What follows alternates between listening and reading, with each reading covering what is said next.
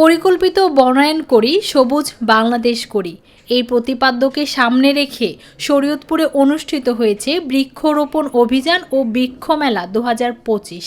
মঙ্গলবার 1 জুলাই সকালে জেলা প্রশাসন ও জেলা বন বিভাগের যৌথ আয়োজনে শরীয়তপুর সদর উপজেলা চত্বরে এই মেলার উদ্বোধন করা হয়।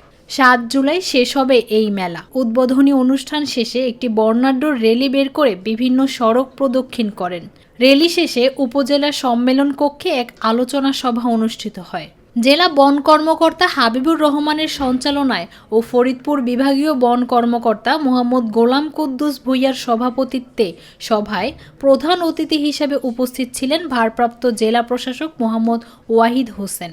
বিশেষ অতিথি হিসেবে উপস্থিত ছিলেন সদর উপজেলা নির্বাহী কর্মকর্তা ইলোরা ইয়াসমিন, জেলা কৃষি সম্প্রসারণ অধিদপ্তরের উপপরিচালক মোস্তফা কামাল হোসেন, সহকারী পুলিশ সুপার মোস্তাফিজুর রহমান ভূঁইয়া, পরিবেশ অধিদপ্তরের সহকারী পরিচালক রাসেল নোমান।